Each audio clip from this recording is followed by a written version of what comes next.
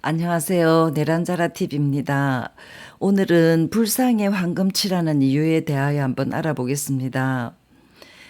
고타마 시타르타 태자로 태어나서 고타마 부타를 성취한 부처님. 만약에 누가 나는 부처다 이렇게 주장하면 반응이 어떨까요? 고타마 시타르타에서 고타마 부타를 성취한 후 처음으로 설법하기 위해 부타께서는 녹야원 사슴동산으로 오비구를 찾아가셨어요. 여기에 등장하는 오비구 5명의 비구가 누구냐 하면 고타마 시타르타가 태자께서 출가를 하신 후에 6년 동안 고행을 합니다.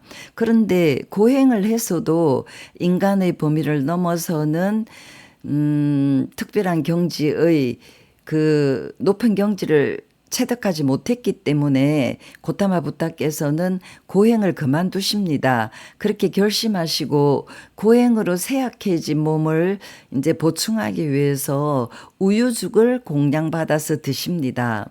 그래서 그 모습을 바라본 이 5명의 비구가 출가자가 저 사람은 이제 우유죽을 먹었으니까 고행을 안 할라나 보다, 수행을 그만둘라나 보다, 이렇게 여기고 그만 떠나버립니다. 그 사람들을 이제 부처님께서 찾아가시는 거예요. 이제 그 사슴동산 있는 지역의 바라나시를 향해서 길을 걷는 도중에 우파카라는 사람을 만났어요. 우파카가 이렇게 얘기합니다. 당신의 얼굴이 빛나며 피부빛은 깨끗합니다. 당신 스승은 누구신가요? 이렇게 물어봅니다. 그랬더니 고타마 부타께서 이제 시를 쫙 읊으시는데 그 내용을 한번 제가 읽어보겠습니다. 나는 모든 것의 승리자이고 모든 것을 아는 자다. 어디에도 물들지 않는다. 목마름을 버리고 해탈했다. 스스로 깨달았으니 남에게 기대지 않았다. 내게 스승은 없고 나와 같은 자도 없다. 천신을 포함한 세계에서 나와 짝을 이룬 자는 없다. 나는 세상에서 동등한 아라한이다. 나는 더 이상 없는 스승이다. 진리를 바르고 원만하게 깨달았다. 번뇌는 잠잠해졌고 열반은 성취되었다. 진리의 바퀴를 굴리려 카시로 간다. 어둠에 빠진 세상에서 죽음을 극복한 경지의 북을 울릴 것이다.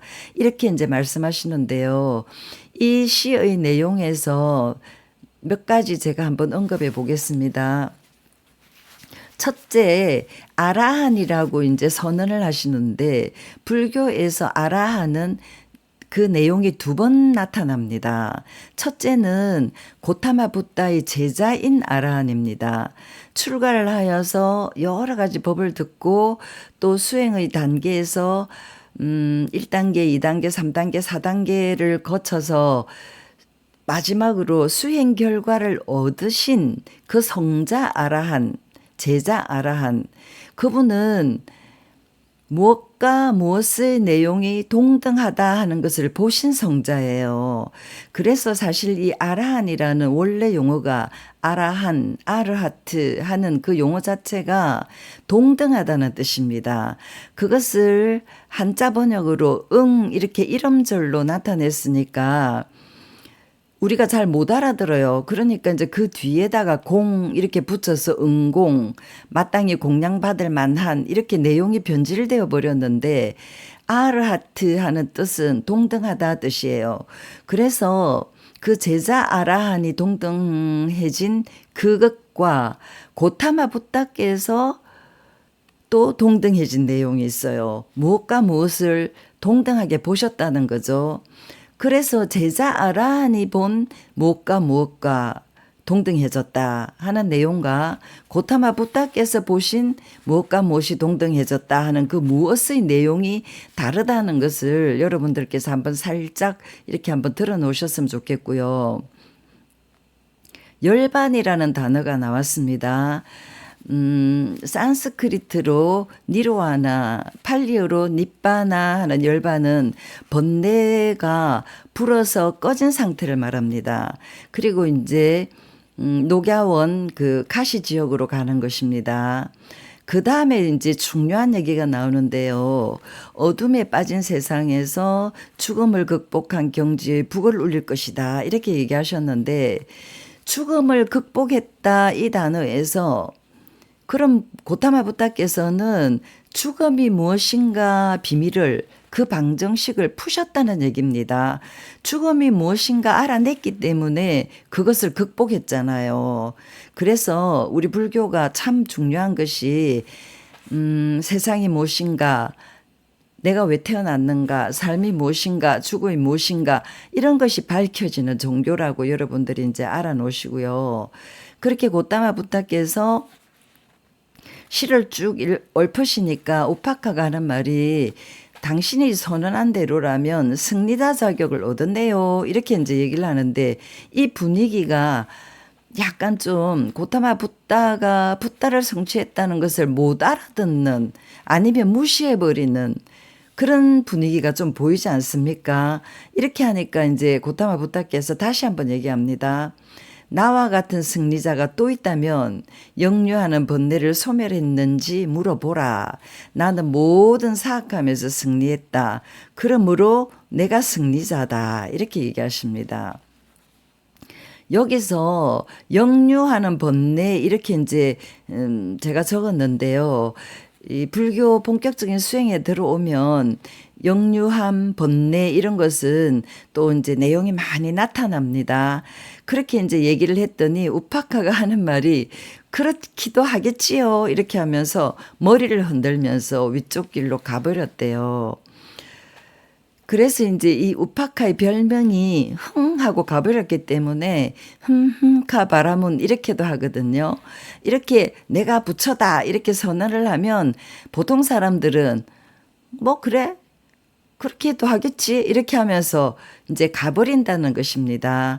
그런데 제가 불교 경전 주석서에서 본 것이 우파카가 나중에 출가했다 이런 것을 한번 본 기억이 납니다.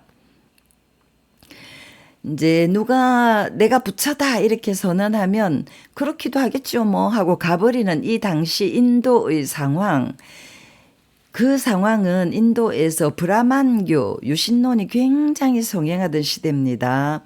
브라만교의 신은 브라흐만입니다. 이것은 제3세대 신인데요. 고대 인도인들 생각에 따라 진전한 창조신인 것입니다. 고대 인도인들이 가만히 내 몸을 쳐다보니까 요것이 분명히 절대적인 어떤 신이 나를 창조한 것 같다 해서 제1세대 신을 만들어냅니다.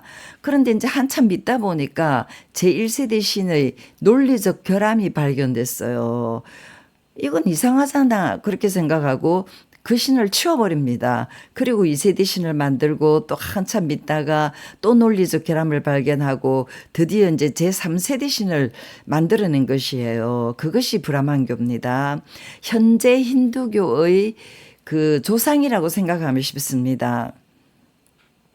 그런데 이런 막강한 유신론과 또 당시 6 사상가들 육사외도 주장을 고타마 붓다의 법으로서 다 타파하시고 인도의 불교가 전파되는 것입니다. 그렇지 않습니까? 어느 종교에서 막강하게 신이라는 절대적 권위를 부여하지 않으면 보통 사람들은 잘 못 알아들어요. 그런데 고타마 붓다께서는 그 당시 사상가나 또 종교인들을 만나서 보편타당한 논리로 그것이 잘못이다, 그것이 잘못이다 이렇게 깨우치게 하셔서 이제 고타마 붓다의 법이 맞다 이렇게 이제 인정이 됐기 때문에 인도의 불교가 전파되는 것입니다. 그것을 좀 더 자세히 살펴보면 당시 인도는 육사외도가 살아서 직접 주장을 펼치던 시대였어요. 그래서 고타마 붓다로서는 견해가 다른 사상가들과 직접 대화할 기회를 마련하셨어요. 너무 좋은 절호의 찬스인지 모릅니다. 그리고 불교 안에서는 다른 사상에 대한 논의가 허용됩니다. 내 신앙만 옳고 다른 것은 거부하는 단순한 생각을 넘어선 종교가 불교입니다. 만약에 예를 들어서 현대인 철학자가 뭐 운명론이 궁금하다든지 숙명론 또는 물질론 이런 것이 유물론 그 물질론이죠. 궁금하다 이렇게 생각하면 불교를 공부해야 된다는 것이에요. 그 안에 들어오면 모든 사상에 대한 논의가 포함이 됩니다. 그렇게 일단 알아놓으시고요. 신을 상정하지 않은 불교가 세계 3대 종교가 된 것은 고타마 붓다의 법이 뛰어났기 때문이에요. 그런데 그 법이 변질되었다면 이제 심각한 일이 생기겠죠. 붓다의 법이 변질되면 스스로 깨닫는 종교 불교가 황금칠한 불상에 무엇을 구해달라고 절을 하거나 기도하는 것으로 고타마 붓다의 정체성이 바뀌어버립니다. 너무너무 심각한 일이 지금 생기는 거예요. 붓다께서 완전한 열반에 드신 이후에 2600년 지난 지금 현재 불교는 고타마 붓다의 법이 많이 변질되었어요. 그래서 제가 새롭게 불교 만나기 이런 주제를 가지고 여러분들을 찾아보는 이유라고 생각하시면 됩니다. 오늘은 변질된 법의 한 가지 예를 들어보겠습니다. 주제가 무엇이 윤회하는가 하는 것입니다. 고타마 붓다께서 어부의 아들로 출가한 비구 사띠를 꾸짖으시는 이제 경인데요. 이 내용에서 벌써 무엇이 윤회하는가 하는 그 주제에 대한 내용을 비구 사띠가 잘못된 견해를 가졌구나 이렇게 이제 우리가 한번 눈치채 봅니다. 마치마 니카야 제38 가레 종식경 가래 종식 대경 이게 여기에 이제 경이 나타나는데요. 밑줄을 친 가래는 갈증나는 애착, 트리시나, 타나 그렇게 하는 것인데요. 갈증나는 애착은 소금물을 마셔도 또 갈증이 나는 것처럼 그런 끝없는 갈증 그런 애착을 종식하는 설법이 담긴 경이다. 큰 경이다. 이렇게 보시면 됩니다. 그 경에서 비구 사띠가 식별이 유전하고 윤회한다 이런 잘못된 견해를 가져요. 그래서 다른 비구들이 비구 사띠를 찾아가서 그 사실을 확인하고 말하기를 벗이여 그렇게 말하지 말라. 세존을 잘못 대변한다면 옳은 것이 아니다. 이렇게 얘기해도 비구 사띠가 이 주장을 놓지 않습니다. 식별이 유전하고 윤회한다는 주장을 포기하지 않는 거예요. 그래서 다른 비구들이 고타마 붓다께 일러 바칩니다. 그러면 고타마 붓다께서는 비구 사띠를 내 앞에 데려오라 그래가지고는 뭐라 그러시냐 하면 이 텅 빈 사람아 그대가 잘못 파악한 것은 나를 잘못 대변할 뿐 아니라 너 자신도 해친다 이렇게 얘기하시는데 여기서 텅 빈 사람아 하는 것은 모가 프리사 이렇게 하는데요. 가끔 선생님들이 어리석은 사람아 이렇게 이제 번역하시는데 제 생각은 좀 다릅니다. 왜냐하면 욕심, 분노, 어리석음 할 때 그 어리석음 단어는 앞으로 굉장히 많이 나타납니다. 어리석음을 지금 파헤쳐가지고 우리 내면에서 소멸시키기 위한 방법론이 드러나기 때문인데요. 그때 사용해야 되는 단어를 이 텅 빈 사람아 할 때 또 어리석은 사람아 하면 좀 그렇지 않은가 싶어서 제가 직역해서 모가 프리사를 이 텅 빈 사람아 하고 한번 적어봤습니다. 이렇게 이제 사띠 비구의 견해를 고타마 붓다께서 꾸짖으시는 장면은 이번 영상의 핵심인데요. 붓다의 법이 변질되면 불교가 변한다. 식별은 윤회하는 놈이 아니다. 이 두 가지가 이번 영상의 핵심입니다.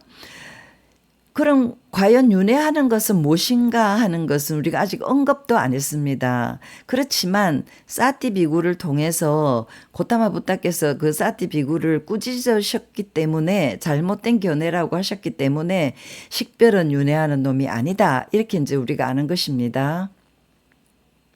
그런데 이제 심각하다고 제가 언급했던 그것이 나타났는데요. 현재 절집에서 잘못 사용하는 것은 식을 윤회의 주체로 착각하는 것입니다. 물론 사띠 비구가 말한 식이랑 현재 절집에서 말하는 식은 또 변질돼 버렸어요. 내용이 다릅니다. 그것은 다음에 제가 차츰 얘기하겠습니다. 그런데 어쨌든 이 마음뿐인 식을 현재 절집에서 윤회하는 주체다 이렇게 이제 했기 때문에 사티비고가 말한 그 잘못된 견해하고 똑같다는 것을 여러분들이 아셔야 합니다. 이것은 제가 겪었던 일화인데요. 예전에 어느 친척이 절에 다녀와서 말하기를 오늘 스님이 설법하시면서 너는 상행선 나는 하행선 노래를 부르시고 육신은 죽어버리지만 영혼은 다음 생으로 간다 하더라. 이런 얘기를 이제 전달했어요. 그런데 사실 이 해석은 틀린 해석입니다. 육신, 영혼 이렇게 똑딱 끊어버렸죠. 다음에 제가 약간 뒤에 설명하겠습니다. 현재 불교는 오직 마음뿐 유식학 또는 불성 이렇게 마음 다스리기 마음만 고요하게 하는 종교로 바뀌어 버렸어요. 오직 마음뿐 하는 유식학은 고타마 부타께서 완전한 열반에 드신 1000년 뒤에 생긴 학문입니다. 왜냐하면 고타마 부타께서 열반에 드시고 난 뒤에 비구들이 법 해석을 이렇게 저렇게 하다가 어느 법이 변질되었어요. 그 변질된 법으로 또 다른 학문을 만들었기 때문에 벌써 잘못된 것이고 불성도 잘못입니다. 불성의 원어는 붓다 다투 하는 것인데요. 부처 계층이라는 것입니다. 부처 계층은 중생계에 대비되는 것이죠. 그러면 고타마 붓다는 무엇이라고 하시느냐? 부처 씨앗, 부처 종자 이렇게 얘기하십니다. 어쨌든 마음만 똑딱 떼어내버리는 것은 잘못이다. 왜 그런가 하면 고타마 부처님께서는 마음만 결코 상정하지 않으십니다. 몸은 물질과 정신의 미묘한 화합이기 때문에요. 여러분, 지금 당장 몸을 바라보십시오. 물질과 정신 이것을 똑딱 떼어내서 칼로 2등분하지 못합니다. 그렇지 않습니까? 이 몸은 물질과 정신이 미묘하게 화합된 그 상태예요. 그래서 불교는 있는 그대로 와서 보라 하는 종교이기 때문에 이 몸을 물질과 정신으로 이분화시키지 않는다 하고 보면 몸 단어 2가지가 이제 고대 인도어에 나타나는데 카야하고 사리라 하는 것입니다. 사리라 하는 것은 여러분들이 잘 아는 것입니다. 어떤 사람이 죽어서 화장을 하고 남은 뒤에 사리가 남았다 이렇게 얘기할 때 그 사리하고 어원이 같은 쌀이라 하는 몸은 그야말로 몸 껍데기, 육체 껍데기의 몸입니다. 그런데 고타마 붓다께서 사용하시는 단어는 카야입니다. 카야. 이 카야는 이런 몸은 물질과 정신이 미묘한 상태라는 것을 꼭 기억하시기 바랍니다. 제가 이 부분에서 강조하고 싶은 것은 이것이 잘못되었기 때문에 고타마 붓다께서 완전한 열반에 드신 이후에 어느 법을 해석할 때 너무너무 이게 골치가 아프니까 물질과 정신으로 똑딱 나눠버렸어요. 그래가지고 그것이 변질돼서 이제 물질과 정신이 또 정신이 마음으로 변질되고 해서 지금 현재 상태는 정신, 마음만 똑딱 이렇게 분리되어서 나와서 불성 이렇게 얘기하는 것입니다. 그래서 여러분들이 우리 몸은 물질과 정신이 미묘한 화합 상태다. 이것은 죽는 순간 죽음 이후에도 바뀌지 않은 것이다 하는 것을 한번 꼭 이렇게 명심하셨으면 좋겠습니다. 이제 그 식을 마음 분위기로 해석하면 틀린 것입니다. 비구사띠가 말한 식이 윤회하고 유전한다 하는 그 식은 그나마 그 식이 물질과 정신이 미묘하게 화합된 상태의 식으로 얘기했지만 지금 현재 말하는 식은 마음 분위기로 얘기하는 것이에요. 그래서 사티보다 더하다는 것이죠. 고타마 붓다께서 사용하시는 용어는 명확하고 논리적인 것을 꼭 명심하십시오. 오늘 영상을 그 내용을 듣고 자세히 한번 사유해 보셨으면 좋겠고요. 이번 영상은 이것으로 마치겠습니다. 다음 주는 목요일 새롭게 불교 만나기 영상을 가지고 찾아오겠습니다. 3월부터는 목요일에 제가 새롭게 불교 만나기 영상을 올리겠습니다. 여러분 안녕히 계십시오.